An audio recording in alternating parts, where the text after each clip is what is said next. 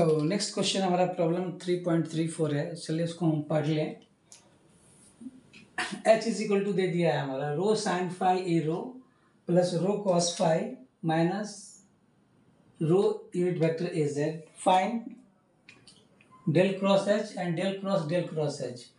तो यहाँ पे जो वेक्टर दे दिया है वो सिलेंड्रिकल कोऑर्डिनेट में दे दिया है।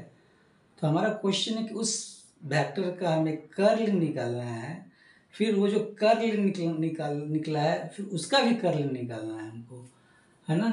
तो कैसे निकालेंगे हम, क्योंकि ये सिलेंड्रिकल कोऑर्डिनेट में है।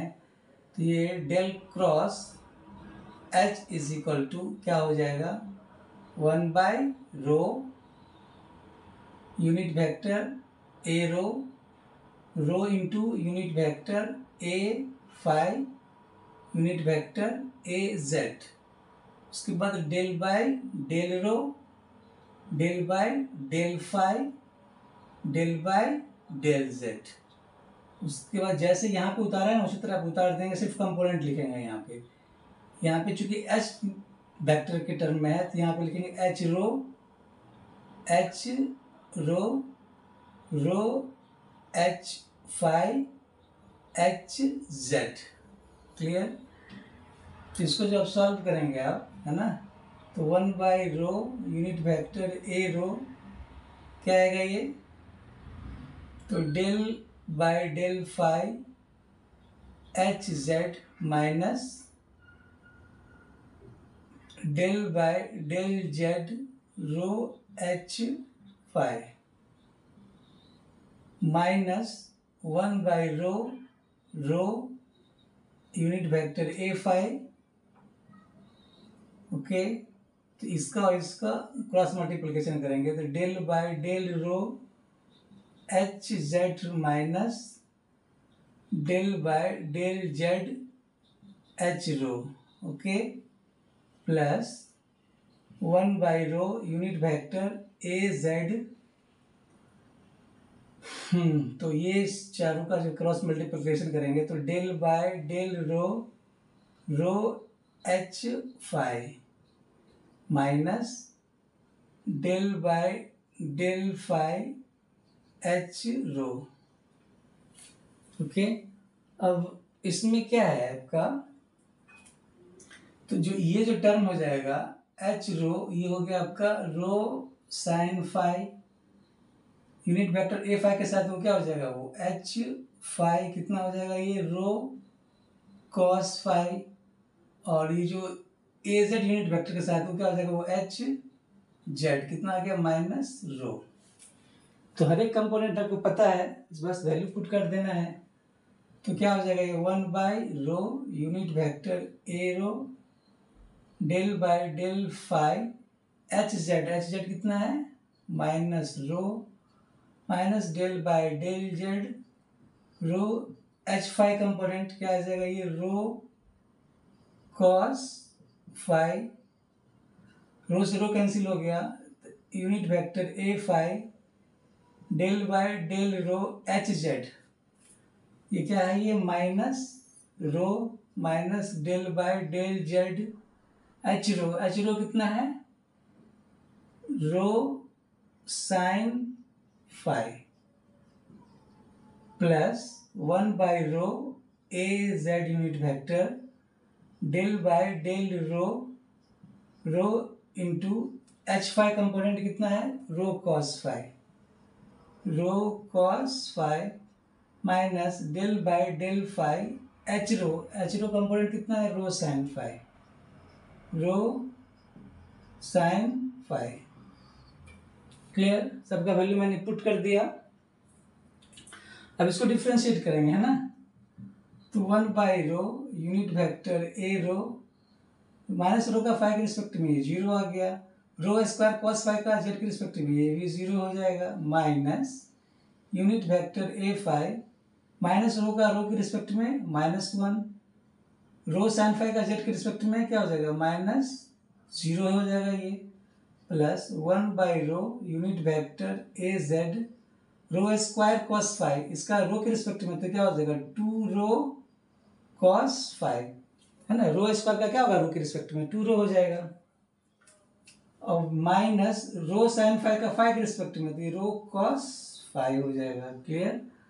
तो ये टर्म तो जीरो आ गया, ये minus minus plus a phi plus two rho cos phi और ये रो कॉस फाइव क्या हो जाएगा, ये one by rho into rho cos phi unit vector a Z.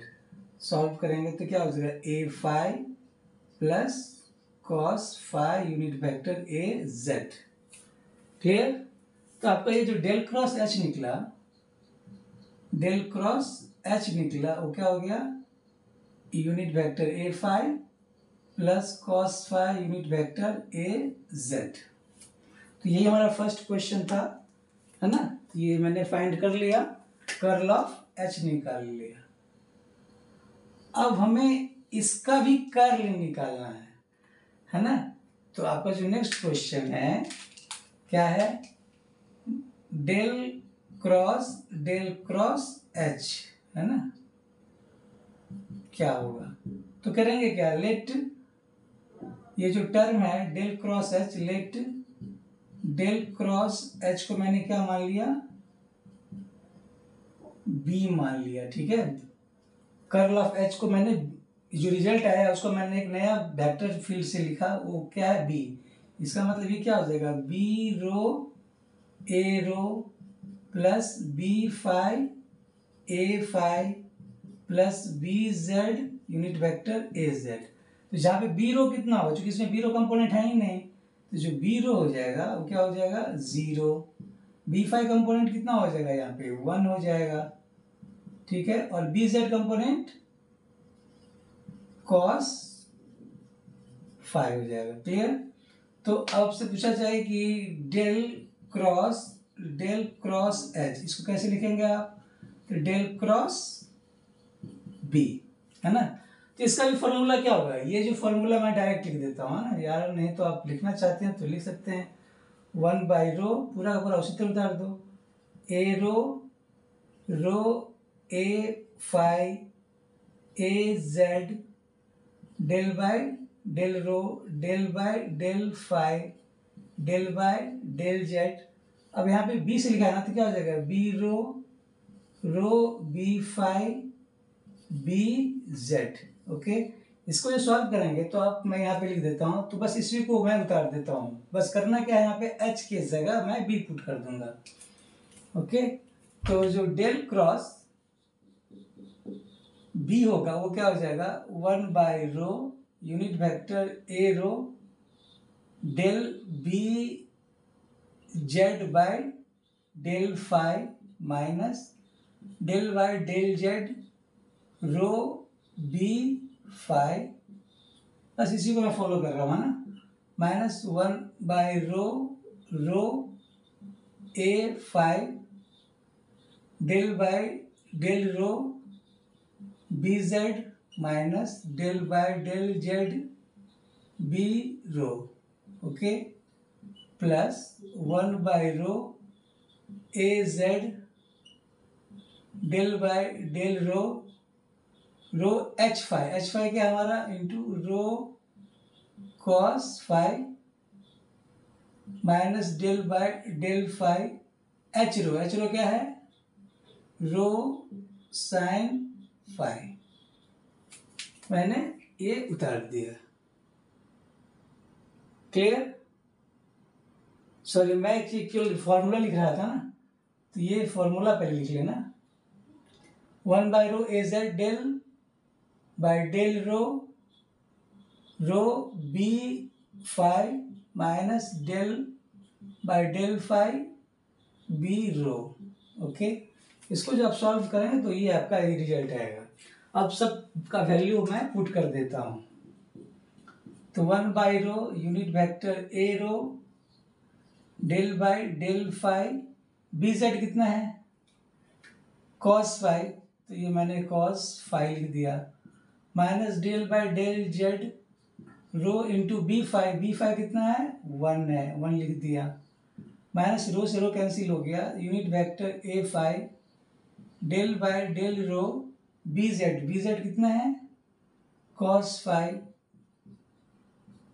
Minus del by del z B rho कितना यहाँ पे 0 है, okay, plus 1 by rho unit vector a z del by del rho into B phi कितना है 1 है, minus del by del phi B rho कितना यहाँ पे 0 है।